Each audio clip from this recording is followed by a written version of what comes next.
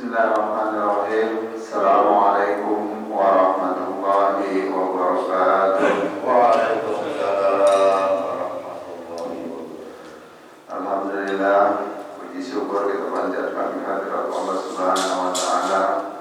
Pagi ini kita masih dibanyakan diberikan banyak nikmat, yaitu silakan Pak Ustaz. Pak Ustaz ini dulu.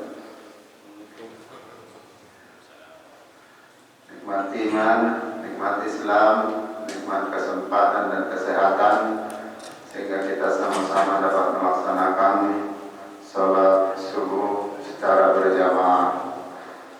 Semoga seluruh rangkaian ibadah kita di pagi hari ini diterima oleh Allah Subhanahu wa taala. Salawat serta salam kita sampaikan kepada junjungan kita Nabi besar Muhammad sallallahu alaihi wasallam. Semoga kita mendapat syafaatnya di yaumil qiyamah nanti. Amin amin ya rabbal alamin. Bapak Ibu yang dirahmati Allah Subhanahu wa taala, insyaallah yang mengisi kajian subuh pada pagi hari ini yaitu Ustaz Mukhtar Fantau DC. Alhamdulillah beliau telah berada di tengah-tengah kita. Silakan Pak, sini Pak di depan. Sambil Pak Ustaz sore. Alhamdulillah beliau telah berada di tengah kita. Namun sebelum kita masuk ke kajian subuh, DKM ingin menyampaikan beberapa hal terkait dengan persiapan masjid kita menjelang bulan suci Ramadan. Yang pertama, insya Allah DKM telah menyusun jadwal imam dan bilal taraweh masjid kita ini. Kalau tahun kemarin imam kita ada 5 dan bilalnya tahun ini imamnya sekarang bertambah menjadi 7, yaitu Ustaz Sofyan Abdullah, Ustaz Hasbullah, kaum kita kaum Haji Saadi, Ustaz Mukhtar Pantau, Ustaz Fahri, Ustaz Rosidin, dan selamat datang Pak Haji Baharudin, Ketua DKM Soleh Nurul Iman. Silakan Pak Ustaz. Sini. Bisa balik seperti ini.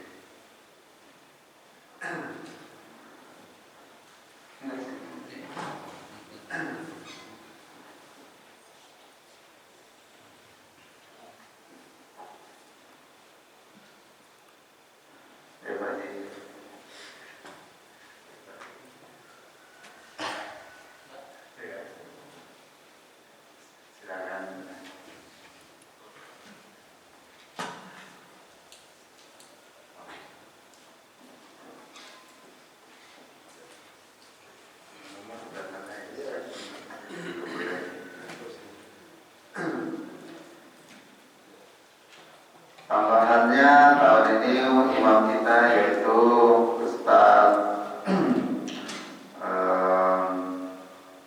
Amri Lubis dan juga Ustaz Fakih. Dan bilal kita tahun ini ada 11 ya, dari anak-anak remaja kita, dari remaja masjid. Dan jumlah rakaat tarawih dan bilal dan witir kita sudah normal yaitu 23. Dan kegiatan di masjid kita ini ada kegiatan buka puasa bersama, dan juga kita telah menyusun daftar yang akan memberikan takjil ya setiap harinya sampai dari hari pertama sampai dengan hari terakhir nanti. Insyaallah ini akan segera kita bagikan. Dan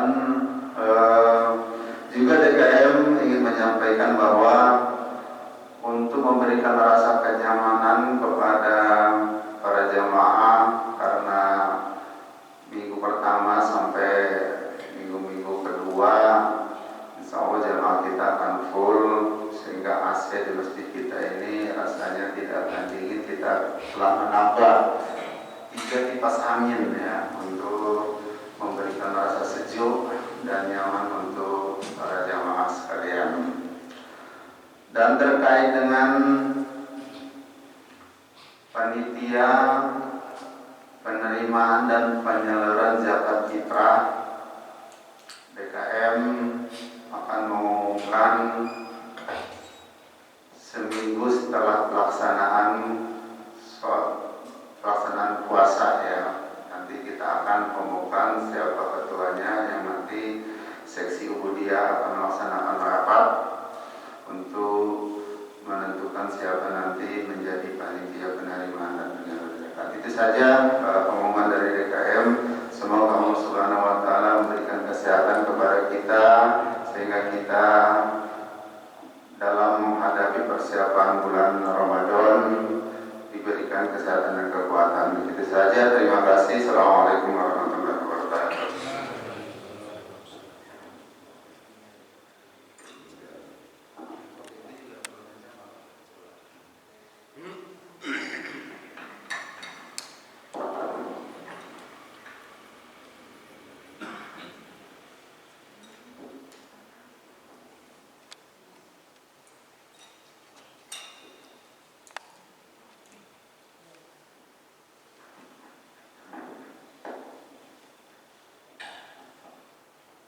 Assalamualaikum warahmatullahi wabarakatuh. Bismillahirrahmanirrahim. Alhamdulillahi rabbil alamin. Wassalatu wassalamu ala asrafil anbiya'i wal mursalin. Sayyidina wa maulana Muhammadin wa ala alihi wa sahbihi ajma'in. Subhanaka la ilma lana illa ma 'allamtana innaka antal alimul hakim. La haula wa la quwwata illa billahil aliyyil azim. Amma ba'd. Pertama-tama yang kami muliakan orang tua kami, Bapak Haji Saadi sebagai sesepuh, Bapak Haji Namin, Bapak Haji Bahar dan rombongannya, jamaah dari Masjid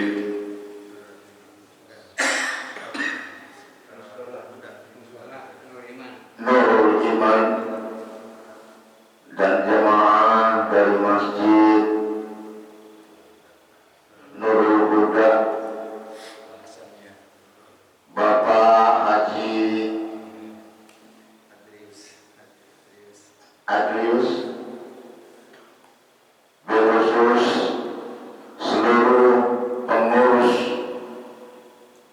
DKM Masjid Jami Nurul Ihsan, kepada ketuanya Bapak Arifin Harahap, dan tokoh masyarakat yang paling terkenal, yang boleh dikatakan ya disegani lah untuk wilayah Paluringin, Bapak Raden yang lagi asik dengan zikirnya.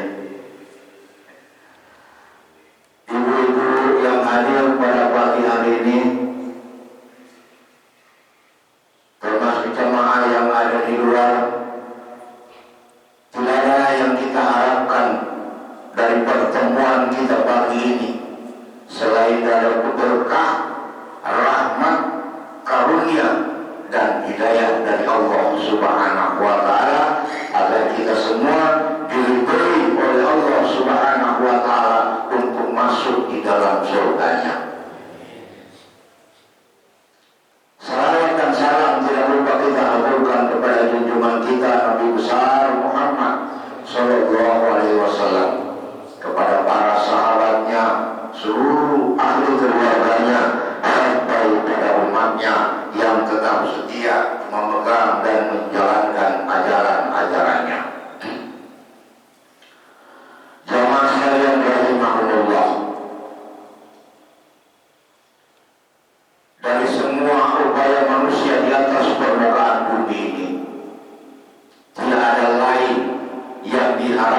hanyalah keselamatan. Apapun dalam kerja semua mengharapkan keselamatan, berusaha semua mengharapkan keselamatan. Tapi pada hakikatnya selamat yang hakiki itu, biasa orang tua bilang, ya nak, jalan aja nak, hati-hati di jalan, semoga selamat. Tiba-tiba dengar kabar kecelakaan dan orang yang meninggal. Wah, tidak selamat, bukan begitu maksudnya. Ada sekarang banyak orang mengatakan bahwa mati itu kalau diumumkan tabu, jangan mati beneran. Soal mati dan tidak mati itu haknya Allah. Jadi mati itu bukan tidak selamat.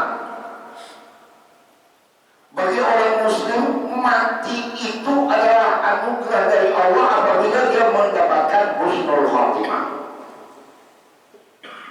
Nah, husnul khotimah ini bisa kita dapatkan yang pertama, karunia dari Allah, ridhonya Allah, dan syafaat dari Rasulullah Sallallahu Alaihi Wasallam.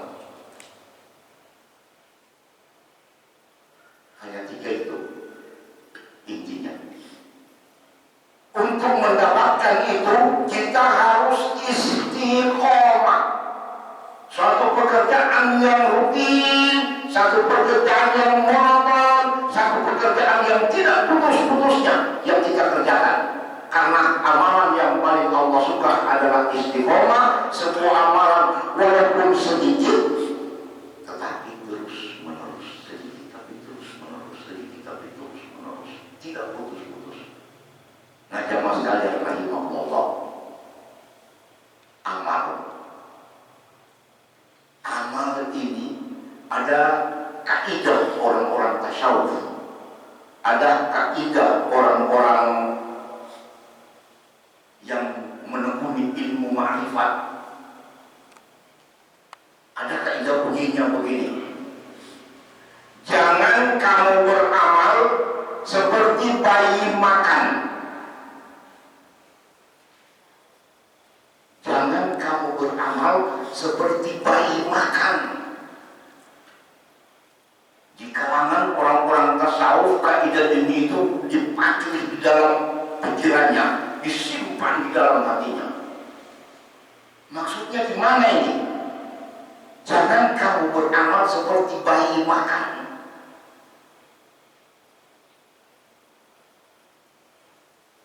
Umpamanya Pak Amril, yang paling dekat saya, Pak Amril. Dulu orang tua kasih makan bayi itu ada yang pakai pisang bakar.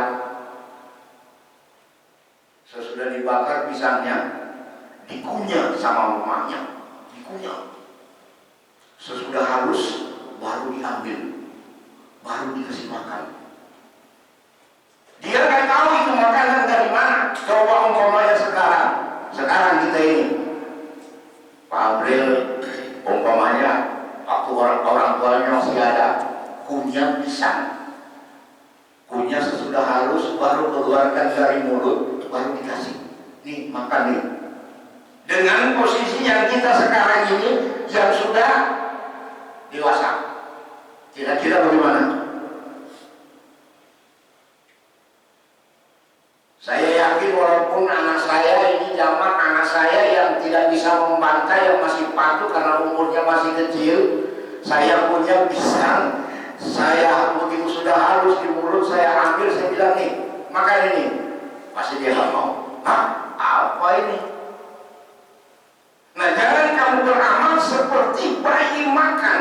Bayi itu apa ada yang diisi di mulutnya, pasti dia buka mulutnya, pasti dia makan. Mau batu, besi, kayu, dia nggak tahu itu. Jamaah sekalian rahimahullah, momen amal yang paling tinggi, momen amal yang paling tinggi ada di depan kita lawan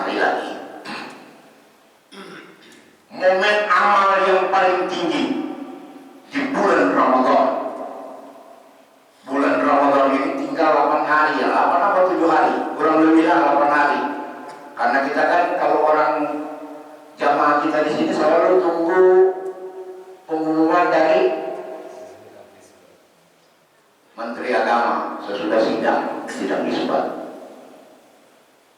Momen amal yang paling tidak ada batas di bulan Ramadan.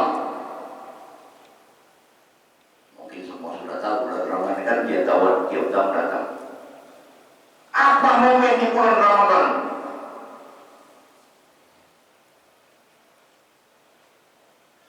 Itu amalan yang mungkin banyak ustaz yang tidak menyampaikan tentang amalan-amalan itu. Di bulan Ramadan itu hanya satu perintah dari Allah.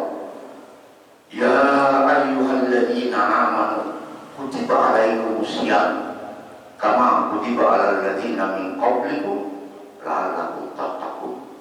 Wahai orang-orang yang beriman, diwajibkan atas kamu berpuasa sebagaimana diwajibkan kepada orang-orang sebelum kamu agar kamu bertakwa. Jadi ada dua. Pernah dengan bukan bantahan, bukan diskusi, tapi cerita, tersebutlah orang mukmin, orang beriman dan orang takwa. Teman bilang orang beriman sudah pasti takwa. Saya bilang agak keliru lah. Enggak.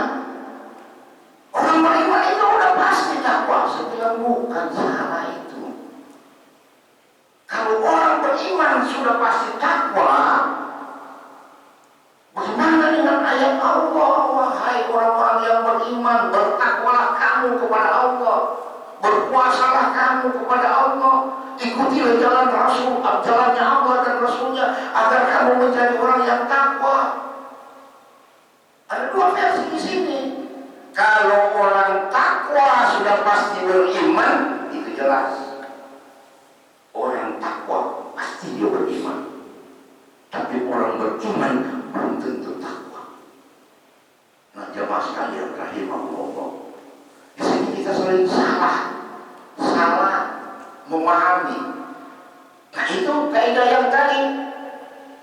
Jangan kamu beramal seperti bayi makan. Bayi itu kalau lagi ditaruh jari di samping mulutnya, pasti dia cari. Dia tidak mau tahu apakah itu neneknya mamanya atau apa, yang penting udah dikorek pinggir pipinya begini, pasti dia putar, dia cari. Nah, ini jemaah sekalian rahimahumullah, jangan kamu beramal. Nah, di bulan Ramadan ini semua nilai pahala dilipat gandakan oleh Allah Subhanahu wa Ta'ala. Dari 1 menjadi 10, dari 10 menjadi 770, dari 70 sampai 700, dari 700 Allah alam selanjutnya haknya Allah Subhanahu wa Ta'ala. Dia mau kasih berapa amalannya, Allah alam. Tinggal haknya Allah mau dikasih sama siapa tergantung amal seseorang.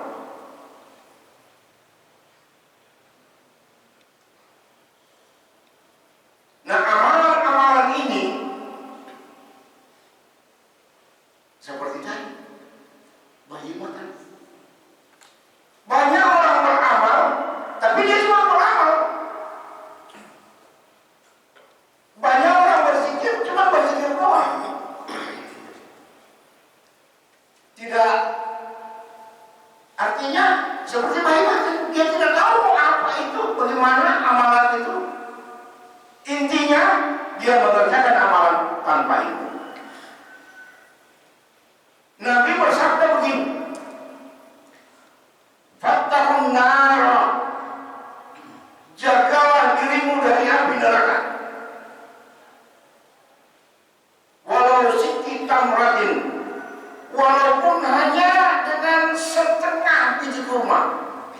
dengar hadis disampaikan Ustaz, 1 biji kurma ini setengah biji kurma. Jagalah dirimu dari neraka dengan beramal, dengan bersedekah setengah biji kurma. Bersedekah kalau hanya setengah biji kurma. Kalau tidak bisa, faman lam yajid fa bi kalimatin thayyibatin. Kalau tidak bisa, ucapkanlah perkataan yang baik. Jadi usahakan diri kita ini terhindar dari api neraka dengan beramal setengah biji kurma, setengah aja, bukan 1. Kalaupun tidak bisa saking miskinnya, kalaupun tidak bisa saking memang tidak ada apa-apa untuk kita kasih, kata Rasulullah, berkatalah yang baik. Nah ini kalau di kalangan santri-santri berkatalah yang baik ini, banyak ustaz hanya menyampaikan ucapkan kata-kata yang baik, ucapkan kata-kata yang baik. Tetapi di dalam pelajaran hikmah, dalam kajian hikmah, dalam kajian tasawuf, di dalam kajian ma'rifat, kata-kata yang baik ini yang dimaksud adalah zikir. Yang dimaksud itu adalah zikir. Ucapan-ucapan kita yang memuji Allah, ucapan-ucapan kita yang mengingat Allah. Contoh kecil, saya tak ngajarin, bukan ngajarin cuma sekedar membuka nalar, karena di dalam Al-Quran Allah bilang begini, afala tatafakkarun, apakah kamu tidak menggunakan pikiranmu? Ini berkaitan dengan bayi makan. Amal afala tatafakkarun yang ingin saya sampaikan, tidak ada maksud menjustis bahwa saya tahu semuanya kita ini punya amalan masing-masing. Pak Raden punya amalan, saya punya amalan, Pak Syukur punya amalan, saya punya amalan, Pak Amril punya amalan. Ya semua kita mempunyai amalan kita masing-masing yang kita yakin kebenarannya dan kita laksanakan. Prinsip di dalam ilmu, prinsip di dalam kajian hikmah, tanamkan di dalam hatimu bahwa ilmu yang kamu tahu orang tidak tahu, ilmu yang orang tahu kamu tidak tahu. Jadi jangan menganggap remeh orang dengan amalannya. Tetapi yang ingin saya sampaikan bukan soal itu, soal amalan seperti bayi makan.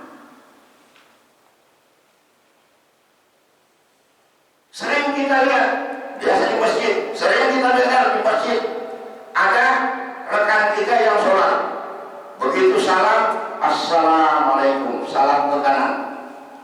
Begitu salam ke kiri, dia langsung ucapkan alhamdulillahirabbil alamin. Ada yang sesudah salam, assalamualaikum, dia ucapkan astagfirullah, astagfirullah, astagfirullah. Yang di samping itu hari Jumat, sesudah keluar saya ikut di sampingnya, saya nanya, tadi waktu salam, habis salam, saya bilang, Bapak ucapkan alhamdulillah. Waduh, bagus itu. Apa maksudnya itu? Untuk apa? Tujuannya apa? Nah, saya juga cuma disampaikan katanya sama teman saya. Waduh, Bapak juga nggak tahu ya. Nah ini amalan bayi ini, amalan bayi makan ini. Asal makan aja dia nggak tahu sumber dari mana, manfaat, dan dia nggak tahu. Sementara Allah menerima semua amalan yang disertakan dengan ilmu, artinya dia paham dengan amal yang dia laksanakan. Teman saya tanya, Mas Bro, tadi waktu habis sholat, waktu salam, ente ucapkan astagfirullah 3 kali. Astagfirullah, astagfirullah, astagfirullah. Itu maksudnya tujuan. Oh, ada hadisnya. Itu hadis bahwa Nabi itu kalau habis sholat, begitu habis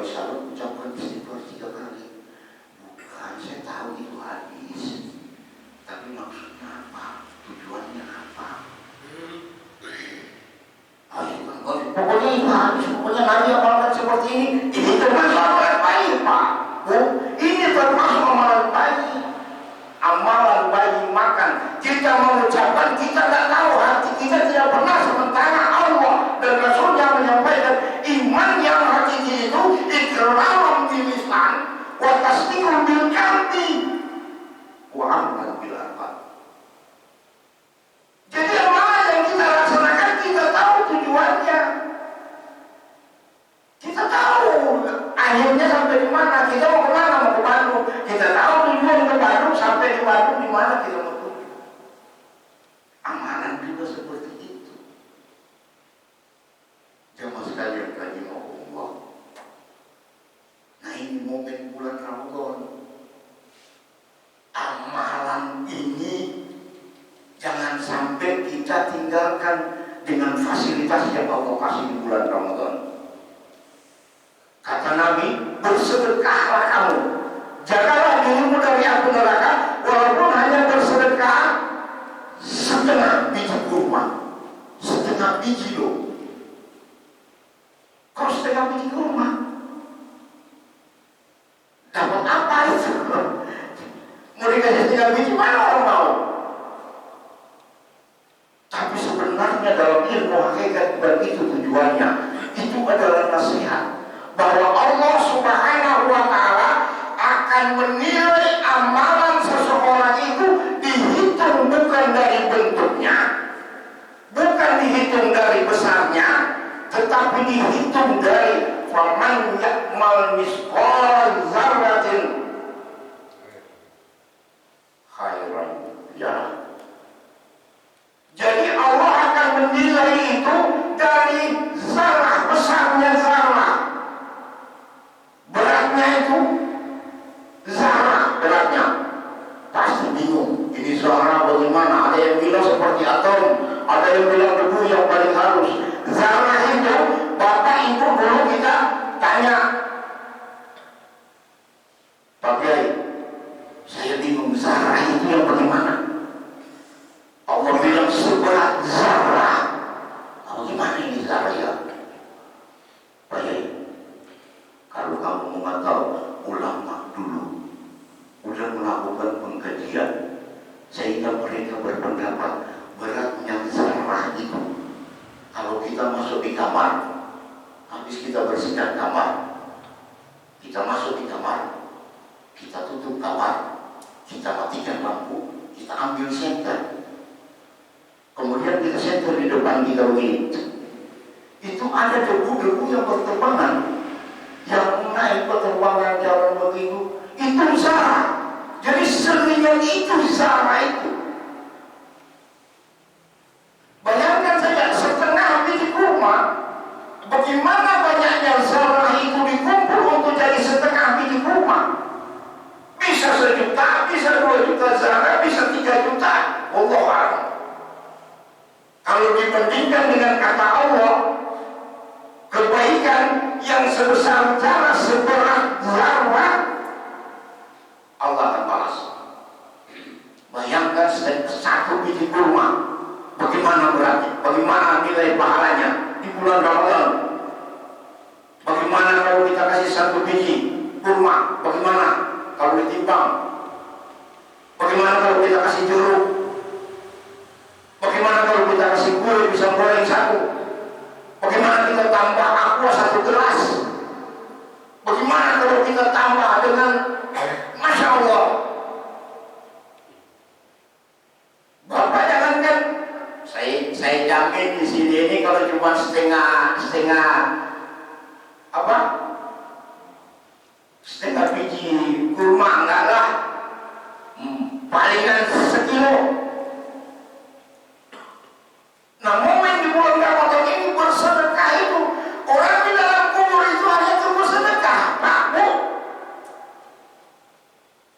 Orang di dalam kubur sekarang itu hanya nunggu sedekah.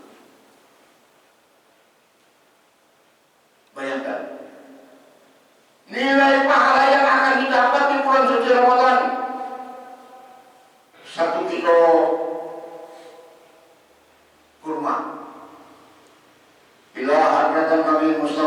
Muhammadin sallallahu alaihi wasallam. Khususan Allah niat 1 kilo kurma, nilai pahalanya saya hadiahkan oleh ibu saya. Masya Allah. Jangan sekalian terima. Kalau sudah bicara amalan kepada orang tua, saya nggak kuat. Kalau sudah bicara amalan orang tua, kenapa? Saya mungkin Fatihah untuk orang tua saya, nggak boleh. Dilarang oleh Allah dan Rasulnya. Karena orang tua saya meninggal dalam keadaan Kristen. Dua-duanya bapak dan ibu. Jadi kalau sudah bicara masalah amalan untuk orang, padahal amalannya sangat besar sekali Pak Abu.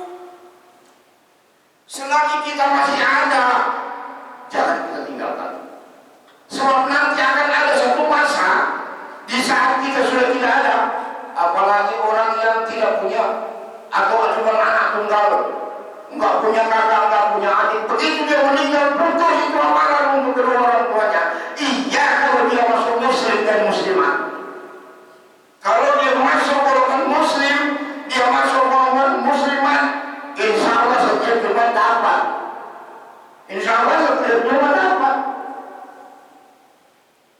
Karena setiap Jumat diwajibkan di dalam doa kedua diucapkan Allahumma fir lil mu'minina wal mu'minat wal muslimina wal muslimat. Kalau dia masuk golongan muslim dan muslimat, kalau dia nggak masuk golongan itu nggak dapat. Apa yang dia dapat? Yang dari kiriman dari anaknya, dari kiriman keluarganya, yang dikhususkan sama dia, khususan ila arwah fulan bin fulan. Cuma itu yang dia dapat. Kenapa dia nggak masuk golongan muslim? Dia nggak masuk golongan mukmin. Kok dia nggak masuk? Dia kan Islam.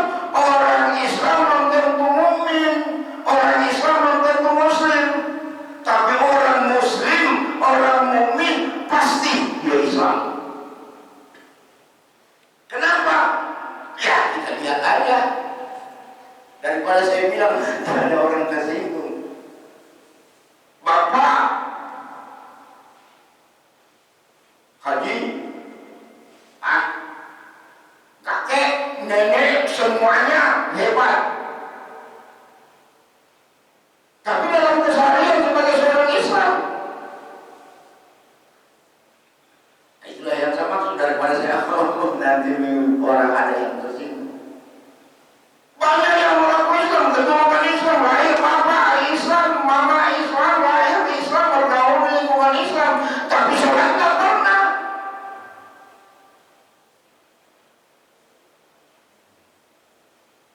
Di masjid bikin kegiatan, ada kegiatan di masjid? Enggak. Kegiatan bisa sumbangan? Enggak. Yakin muslim, yakin Islam. Banyak yang salah prediksi tentang Islam ini dan orang beriman. Ada Islam dia karena lahir, tetapi dia tidak masuk golongan orang beriman. Kenapa tak masuk? Dia kan Islam. Iya, dia Islam. Waktu nikah syahadat aja susah. Waktu nikah mau disyahadat aja susah, nanti ditulis di kertas.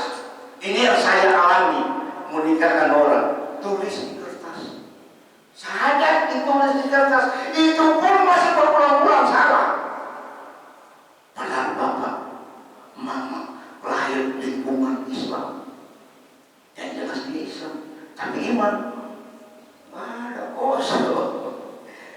Itu bukan karangan. Mungkin ada bapak-bapak yang biasa nikahin orang, nggak pernah ketemu hal-hal yang begini. Kalau kita udah banyak, kalau saya udah banyak ketemu, kenapa? Kok bapak banyak ketemu? Iya, karena saya banyak jalan daerah-daerah sampai di Bekasi. Saya asal dari Sulawesi Utara, Manado, Minahasa, Kalipuran. Sampai di sini berarti jauh kan jalan, berarti sudah banyak melihat ini. Daerah-daerah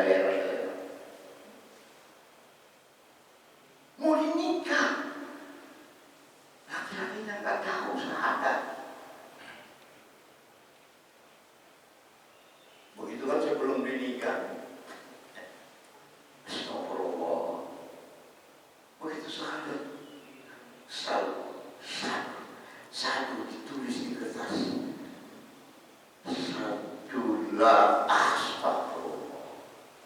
Nah ini jamaah sekalian, momen bulan Ramadan mari kita manfaatkan. Kembali kepada jangan kamu beramal seperti bayi makan. Bagaimana jamaah sekalian rahimahumullah? Pernah sebuah riwayat diceritakan oleh Fudail bahwa pernah terjadi suatu masa, diceritakan bahwa ada seorang yang setiap harinya kontinu dia baca lima surah. Hobi setiap habis sholat dia baca, 5 surat yang dia baca setiap habis sholat. Akhirnya dia meninggal. Sesudah dia meninggal, sampai di alam barzakh, datang 2 malaikat Munkar dan Nakir. Tanya, man rabbuka? Keluar seorang pemuda hebat di hadapannya.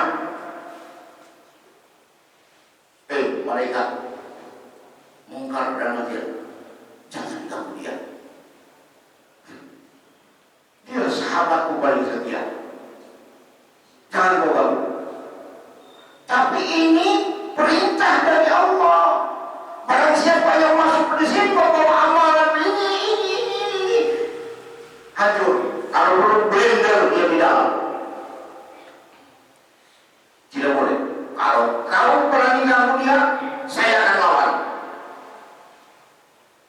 Rupanya pemuda ini setiap harinya habis sholat Isya diamalkan surat Yasin, habis sholat Maghrib habis sholat Isya diamalkan surat Al-Mulk, habis sholat subuh diamalkan surat Al-Waqiah, habis sholat Duhur diamalkan surat Ar-Rahman, habis sholat Asar diamalkan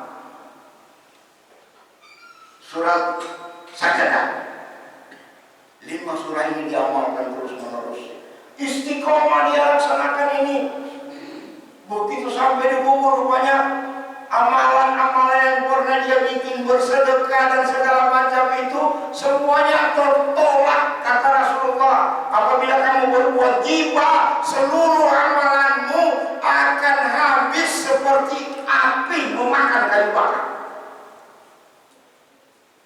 Dia punya sedekah, dia punya segala macam yang pernah dia laksanakan kebaikan habis karena satu perbuatan ghibah, menceritakan saudaranya.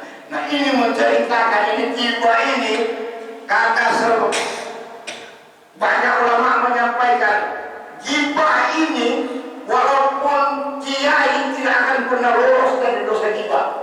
Kiai yang pernah lolos dengan dosa ghibah, apalagi model kita seperti ini.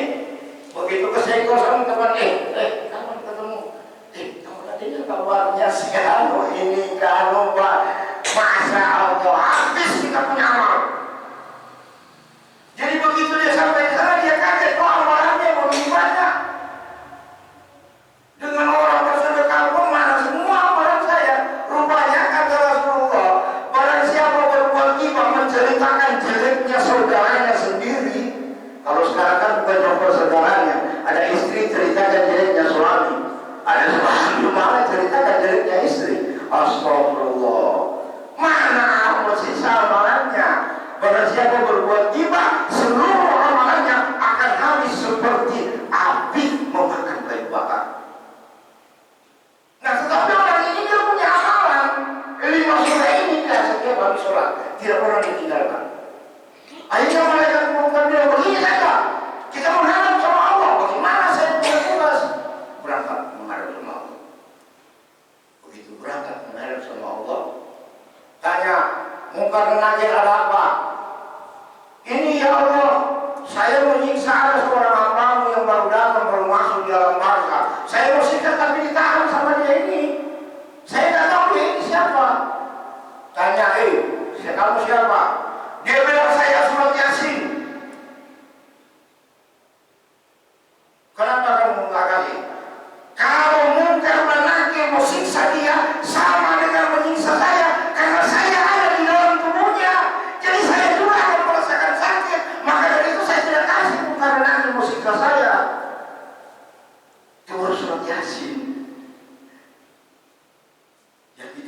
Jangan setiap habis maghrib, setiap nggak pernah lolos. Istiqomah kita dengan sholat yasin. Setiap dohor, paling sulit ini dohor dengan asar ini paling sulit.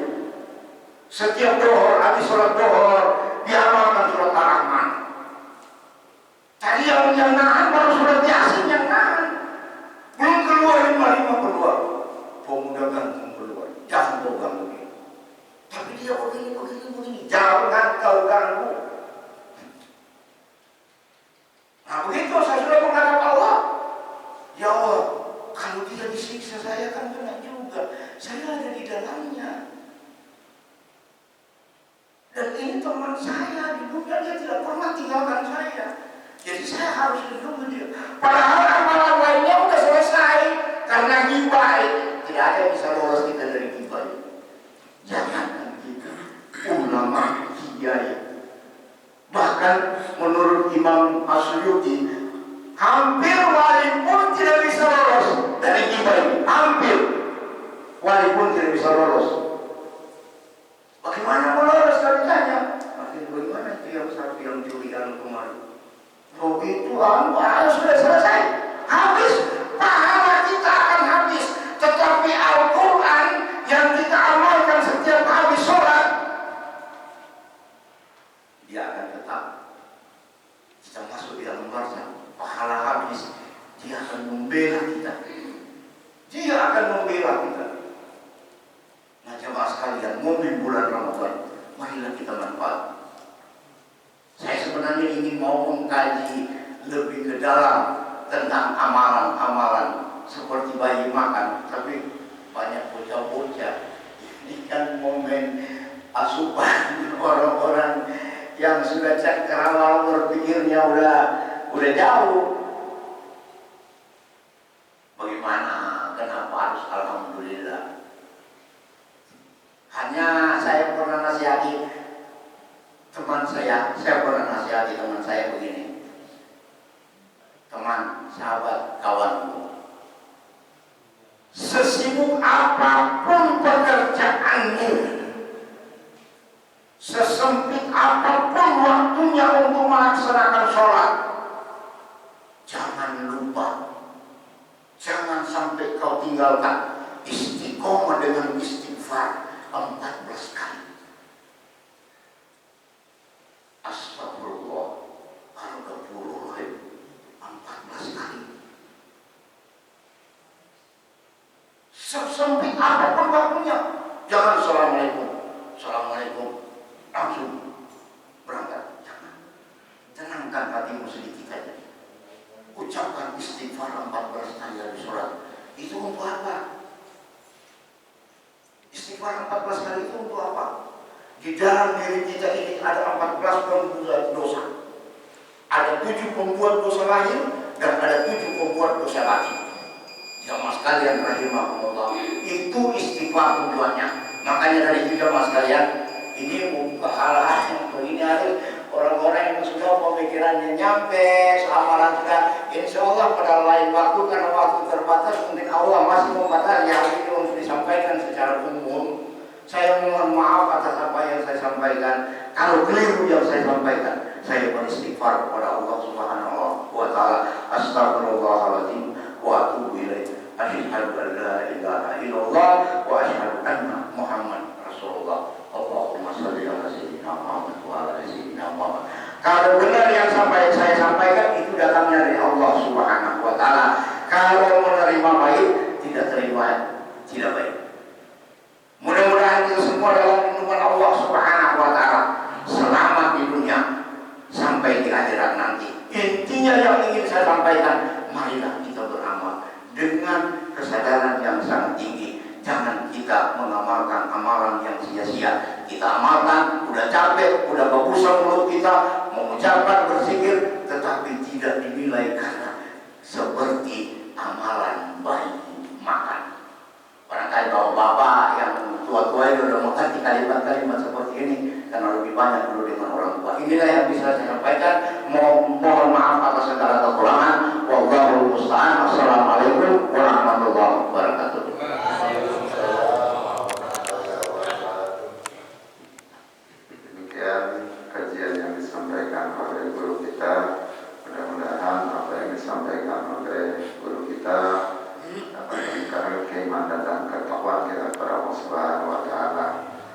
dan mengingatkan Sabtu besok kajian subuh kita sudah masuk bulan puasa dan kajian kita terus berlanjut, yang insya Allah yang akan mengisi kajian subuh Sabtu depan itu yaitu Ustadz Haji Tito Mahfudin Emah, guru tetap kita. Mudah-mudahan kita diberikan kesehatan. Itu saja. Assalamualaikum warahmatullahi wabarakatuh.